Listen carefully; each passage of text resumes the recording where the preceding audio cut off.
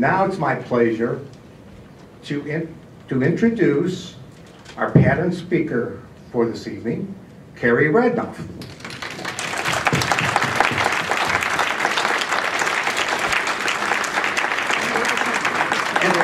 And the title of her speech is, Are You Interesting? Are You Interesting, Carrie Radnoff? Thank you, Mr. Contest Master. Are you interesting? Are you interesting? Back in the back there, are you interesting? Am I interesting? Well, fellow Toastmasters and honored guests, I really never gave it much thought. But I have to say I am fascinated by the stories of other people. And you can hear them anywhere. In the airport, in the gym, the hair salon, or even in the grocery store. And I was in the grocery store one Sunday afternoon sniffing the melons. I don't really know why I was sniffing the melons, but I've seen other people do it, and Bob must have thought I knew what I was doing. Because he approached me, and Bob is married to a really good friend of mine. And he said, Carol sent me to get some wonderful produce. I could use some help. And so as we dumped and smelled and manhandled the cantaloupes, we began to talk. And we talked through the melon section and through the kale and past the parsnips and through the apples, and then we said goodbye. It was about 10 minutes. But I got a call a couple of hours later from Carol. And she said, thank you, that was the best cantaloupe we ever had. And by the way, Bob walked in the door and said, you know, that Carrie Radnoff is so interesting. And she said, well, I know she is, but why do you say so? What did you talk about? Did she tell you about her kids? Her kids do some wacky things. Well, no. I told her what our kids are up to. Did she tell you about all her travels with her business? Well, no, but I told her that we're going on a cruise next month. Did she tell you she's thinking about jumping out of a plane? And he said, what? No, she didn't. And then he said, I realize why I found her so interesting is because she listened to me speak. And isn't that human nature? We all just want to be heard. And I have long been a fairly good listener, but recently I've been studying up, especially a book called Fierce Conversations by Susan Scott. And there are lots of recommendations out there. I'll cover 3. First, really listen. If you are planning what you are going to say when the other person shuts up, chances are you're not paying very close attention. And we do this, they say, I don't know how they got this statistic, but they're saying upward of 80% of the time we are planning what we're going to say.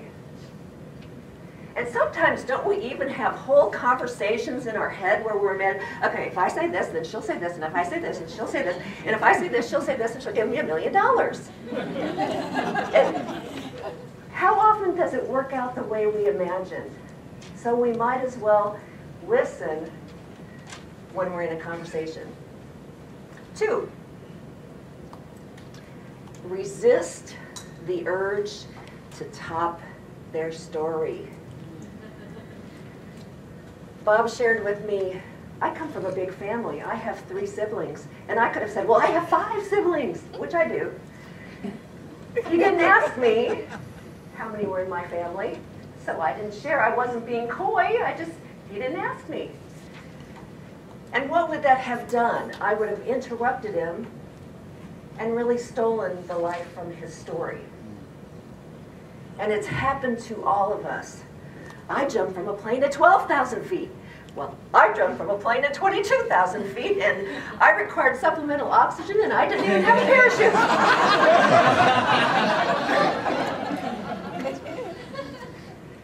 Number 3, let silence do the heavy lifting.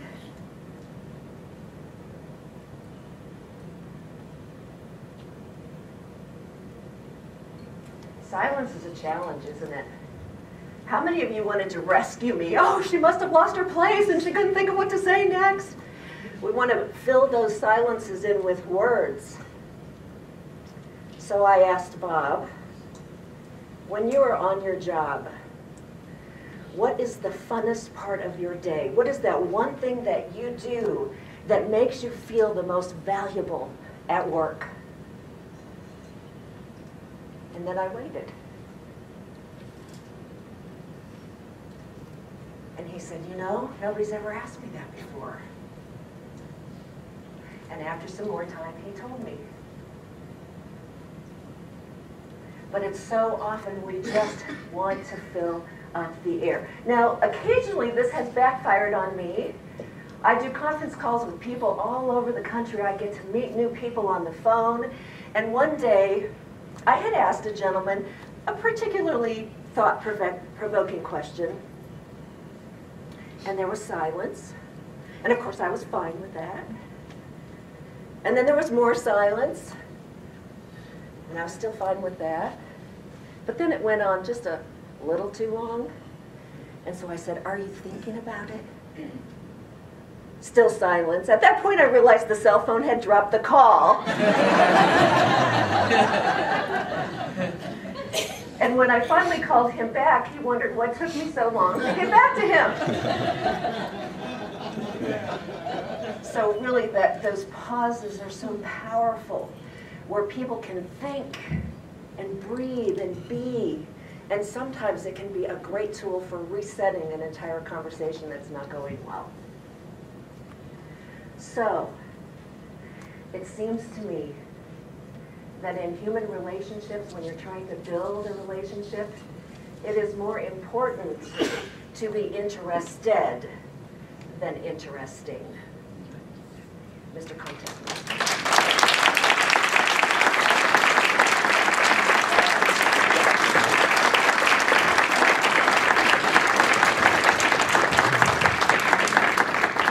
Okay, we're going to use this time that we have here to learn more about Carrie. Carrie, please come back up.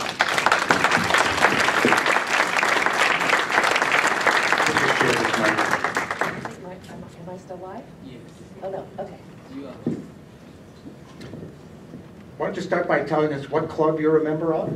West County Toastmasters 2905. Yay! Quite a few people came to see you today. We have a great club. And you've been a Toastmaster about how long? 5.5 years. 5.5. I have a bio that everybody gave me that gives me some questions to ask, and Carrie's written a lot of things down. The one, when I read it, really puzzled me, and I thought she was just pulling my leg, but one of her interests is quantum physics. Yeah, I'm interested. I can't say I'm a master at it, but I am fascinated by the fact that photosynthesis utilizes information from the future to complete its process. So time really is fluid. So. Okay? What'd she say? And as you probably could tell from her speech, Carrie is a real enthusiastic person, and you're very enthusiastic about Toastmasters. I know. Amen. Yes. That's all you're going to say? Well, I first joined Toastmasters for a few reasons. Is that okay to answer a question? Yes. No, you didn't have to. Because I intended, or I realized that in my line of work, if I'm promoted to a certain level, that I would be speaking in front of thousands of people for my acceptance speech. And I didn't want to go unprepared. And so I had the opportunity to do that a year ago. There were 6,000 people and 9 jumbotrons, and it was a wonderful experience, and I am so thankful to Toastmasters for that and so many other opportunities it's given me. Without using this as an advertisement, why don't you tell us what you do? I'm a National Marketing Director for Juice Plus, fruits and vegetables in a capsule. Okay. And when you're not in Toastmasters and when you're not doing your job, what kind of things, what kind of interests do you have? We already heard about jumping out of airplanes. Yeah, thinking about that. What do you like to do in your spare time? I like to read. My main interest is people. And my husband likes to say that I can talk about any subject for about 25 minutes, but then if it doesn't involve people, then I get bored. So And he's really the one that's interested in the quantum physics, and he gave me that line. I couldn't really. Like I said, when I saw it, I thought you were pulling my Maybe just a little. Anything else that you want to tell us about interests or? Well, I love music and playing piano and speaking, developing people, talking with people, encouraging them. That's what I do professionally and personally. I think that's, and I also love to really get to know somebody and figure out what their strengths are, because I feel like if we can really live most of our time within our strengths, we are really happy people and we're giving optimally back to the world. So, sounds kind of Miss America-ish, I'm sorry. Those of you who know Carrie know, up until very recently, she had her arm in a sling. And I think I remember hearing what happened, but why don't you tell us again? It was an old rodeo injury.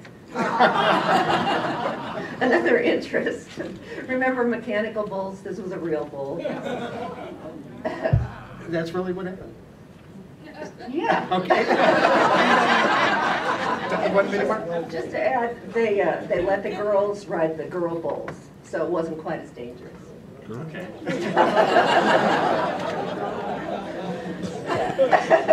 Any last parting remarks?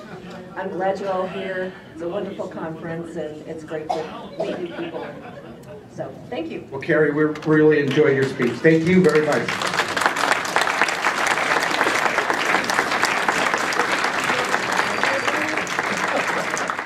Our first contestant is Rachel Francis.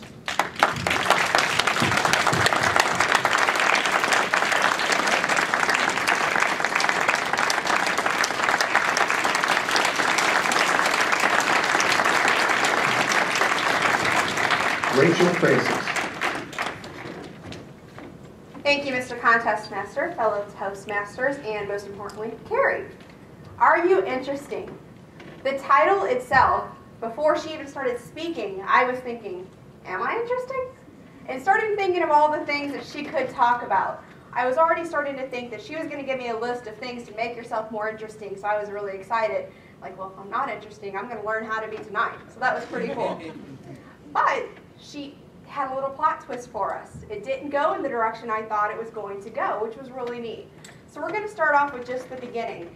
She did a great job of setting the stage for us. The visuals. I was imagining her thumping the melons and smelling them and walking through the grocery store and probably getting some strange looks from people here and there for the thumping the melons, because I don't know why they do it either.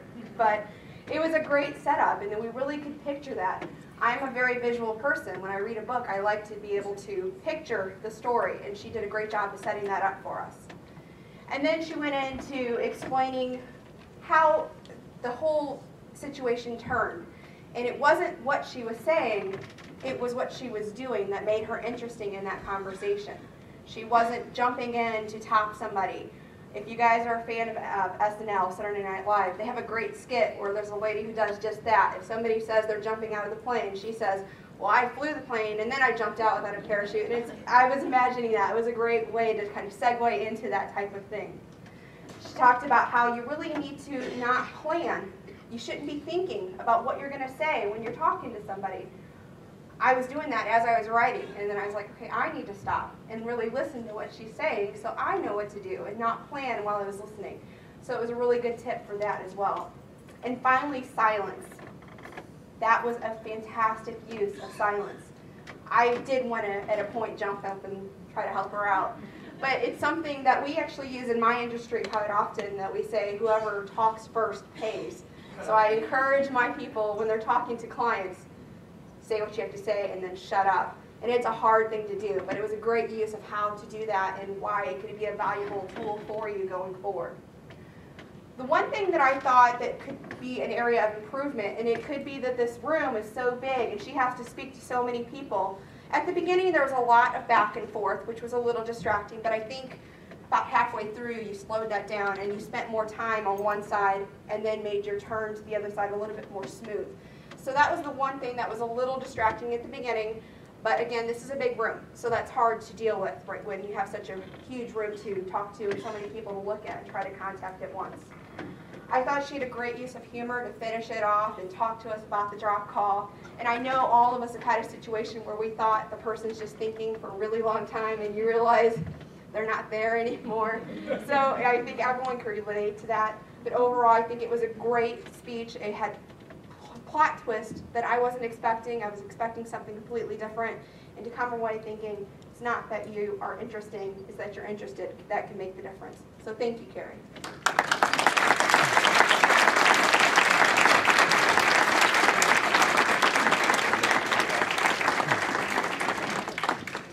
Thank you. Our next speaker is Kathy Aben.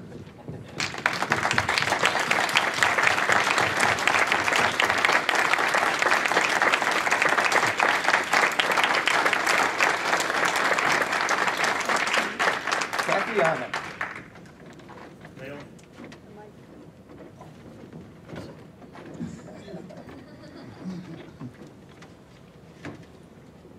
Mr. Contest Master, fellow Toastmasters, distinguished guests, and Carrie.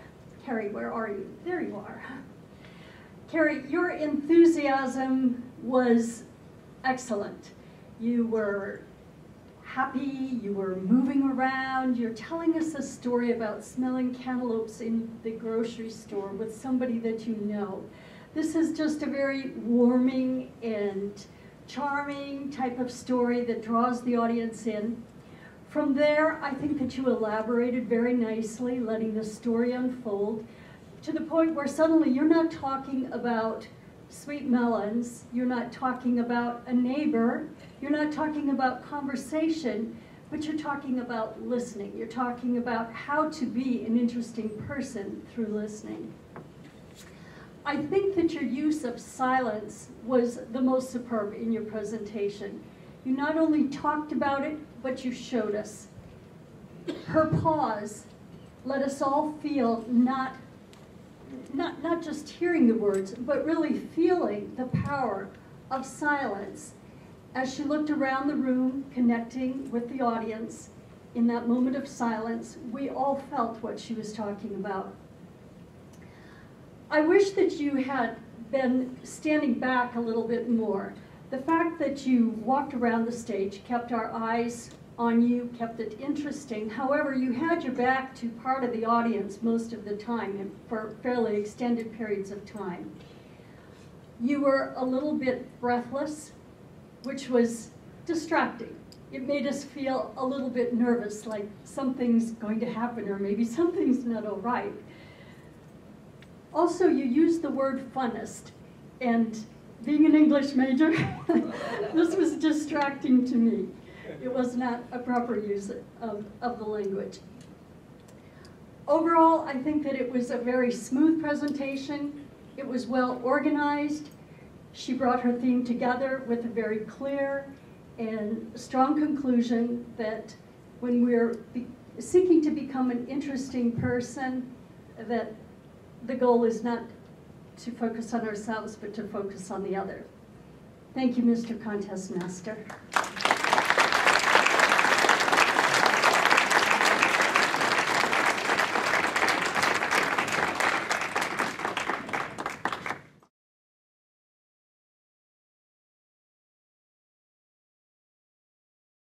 Thank you. And our next speaker is Kevin DeRocher.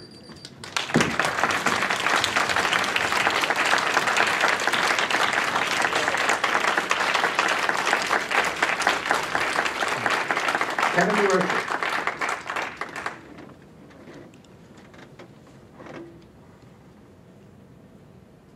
Mr. Contest Master, fellow Toastmasters, guests, and future Toastmasters, and especially you, Carrie.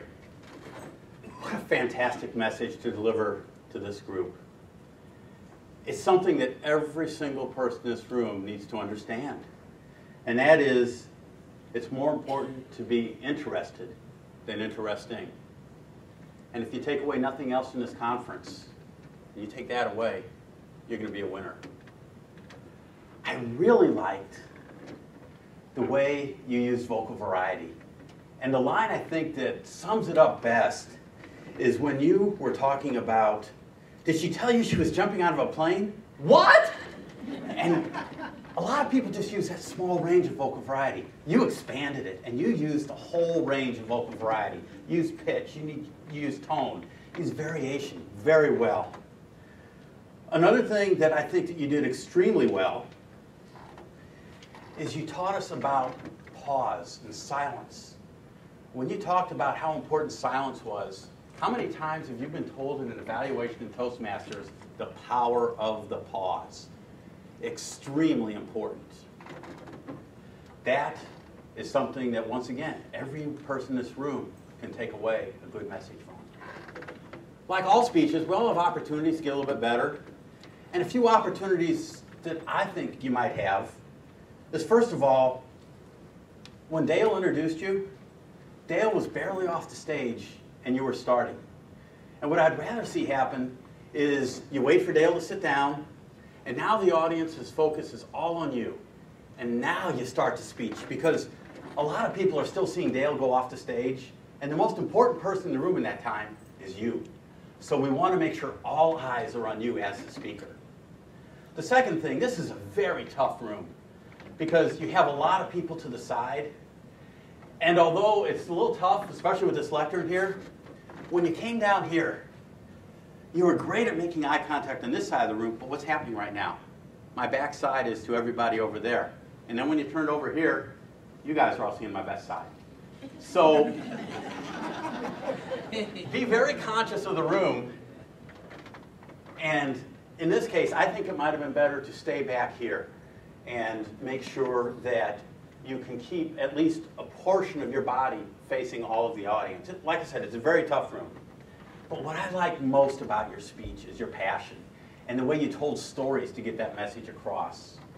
So in summary, by all means, make sure that you continue to use that vocal variety and that you give great messages to people.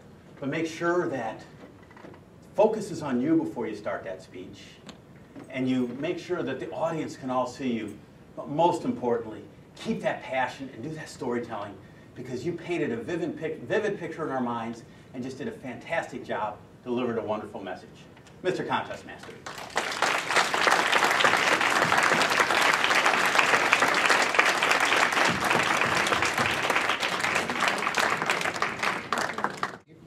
And our next speaker is Margaret Walker.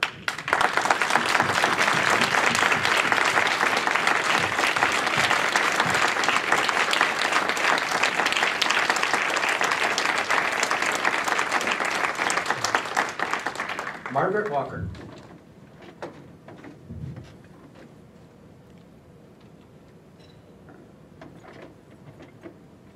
A penny for a spool of thread, a penny for a needle. That's the way the money goes. Pop goes the weasel. Mr. Contest Master, fellow Toastmasters, distinguished dignitaries, and honored guests, especially Carrie. You pop. Preparation, organization, presentation. You obviously were prepared. You chose a subject that could benefit all of us. Toastmasters being a very diverse group in culture, occupation, thought. Are you interesting? Something that we all can relate to. You chose a subject that you were passionate about, one that you had well researched, and then you practiced. Practice makes perfect. Practice eliminates a lot of nervousness. Although I did detect some heavy breathing, I don't know if that was nervousness or if it was the microphone. We'll say it was the microphone. Then there was organization. Every good speech, basic speech begins with an opening, a body, and a conclusion. You opened with a question, and you included the entire audience. Are you interested? Are you interesting? Are you interesting? You went on to your body, 3 points. You stated your 3 points, you included an example, and then you wrapped it up. Finally, your presentation. Carrie, I like the way you approached the speaking area. You approached with energy. I was energized just watching you approach the speaking area. You got here and you began with your presentation very eloquently. Your eye contact was very good. You included the entire group. There were times when you walked side and then the other side, and you had your back. You cut out this part of the audience or this part of the audience. Perhaps if you had have stood here and used your body to pan the audience. Carrie, you are a needle for a spool of thread. You have pop. Mr. Contest Master.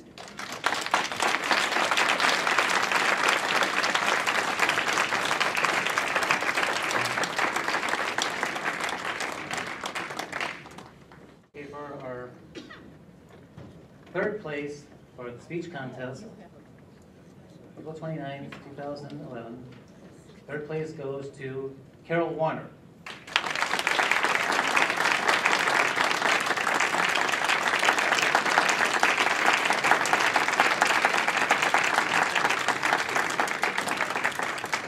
Pictures later.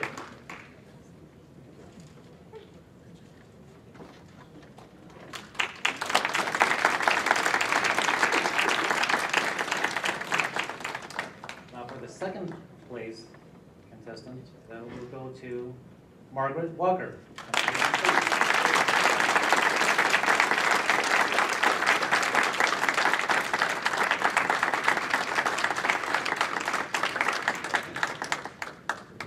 Margaret. Go, Margaret.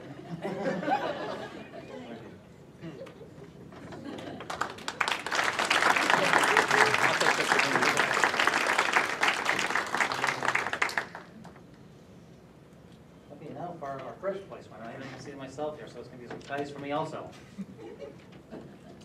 First place winner goes to Kevin DeRocher. Yeah.